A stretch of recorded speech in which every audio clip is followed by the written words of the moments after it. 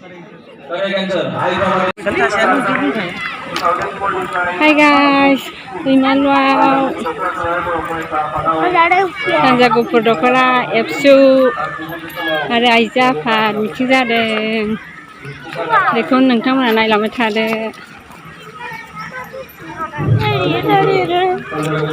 नैबे दैमालु स्कुल आरो बैनो ओंखाम जाग्राया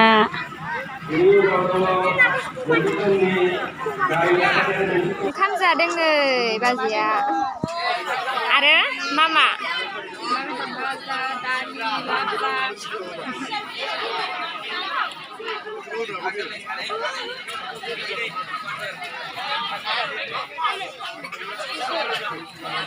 र' बैथिं देखायहैना ओइ मा ओंख्रि हागोनि मा ओंख्रि बेदराबो माबायदि होथारदों जानायानो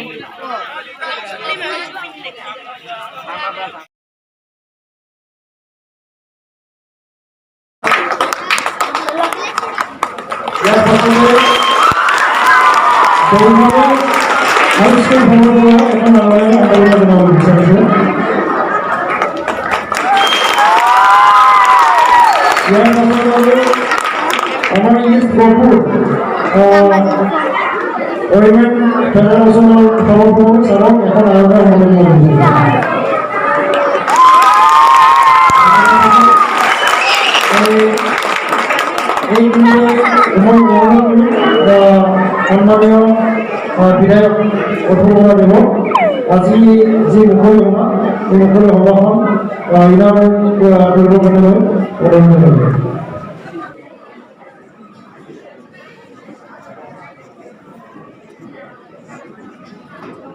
খুলুমবাই সকলকে নমস্কাৰ আজি আমাৰ গোহপুৰ আঞ্চলিক committee আবসুৰ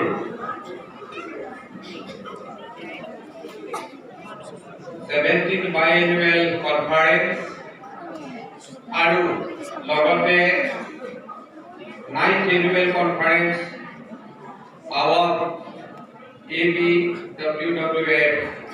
all Boro women welfare forum যি অধিবেশন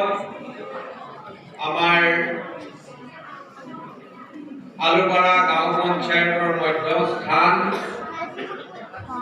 এই দৈমালুত এই অনুষ্ঠানটো সাফল্যমণ্ডিত কৰাৰ কাৰণে বিশেষভাৱে ছাত্ৰ সংগঠনটোত জড়িত থকা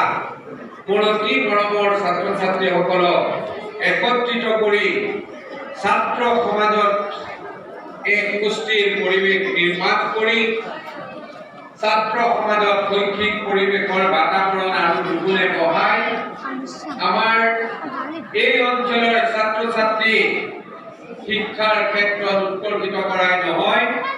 আগন্তুক দিনবিলাকত ভাল হিউমেন ৰিসোৰ্স তৈয়াৰ হ'বৰ কাৰণে অল বড়ো ষ্টুডেণ্টছ অৰ্গেনাইজেশ্যন আৰু উমেন ৱেলফেয়াৰৰ যি দায়িত্ব আছে সেই দায়িত্ব পালন কৰি এই অঞ্চলত বিশেষকৈ গোহপুৰ সমষ্টিৰ উত্তৰ অঞ্চলৰ প্ৰায় 4খন গাঁও পঞ্চায়তত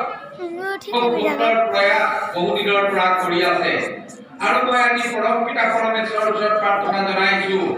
মোৰ মৰমৰ ছাত্ৰ ছাত্ৰীসকলৰ শৈক্ষিক ক্ষেত্ৰত যাতে উত্তৰ হোৱাৰ সাধন হয়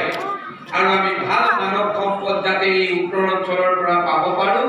তাৰ কাৰণে আজি মই পৰম পিতাৰ শ্ৰী চৰণত সেৱা কৰিছোঁ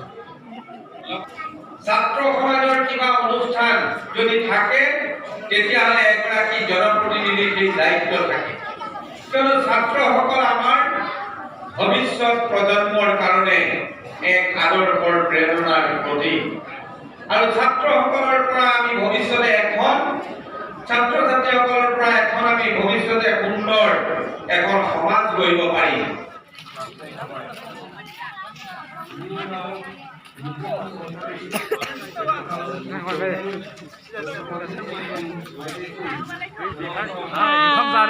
Mày ngồi ra hết á, đứng chờ xa. ओइनो मेन पेन्डेला नै मेन गेटआ गाइस मेन गेटआ नै मेन गेट सानजा गहपुर दख'रा दुलाराय बर' फरायसा आफाद नै Upen Brahma alasi pisonggini marsigini Soidan Soma College ni Bibungti Asara besar mandilai kotai bai ini takai rencana sampai sampai kita गेवबाय लेस गेवबाय खार'थाब ओइनो मानसिफोर फैगासिनो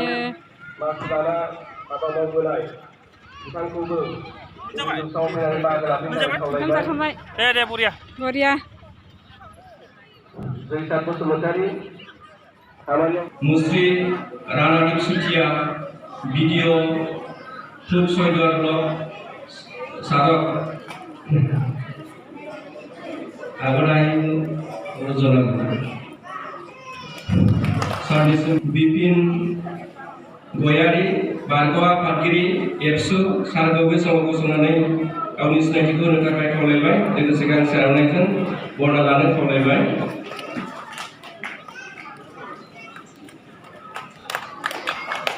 जोङो आफादनिफ्राय बरायनानै लाग्रोगोन बे हिसाबै आं गिबि आलासि सिनायथि होनो खावलायबाय मुस्रि कनिन्द्र बसुमतारी गाहाय नेहातारि दुलाराय बर' फरायसा आफाद सारखौ बे समाव गावनि सिनायथिखौ होनो थाखाय खावलायबाय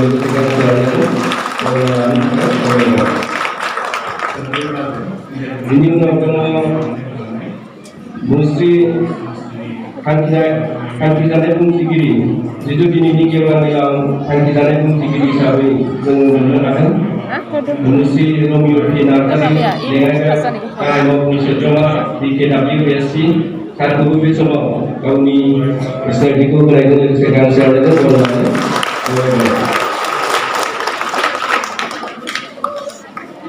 बिनि उनाव थांखिजानाय बुंथिगिरि सासे आलासि जों मोननो हाबावदों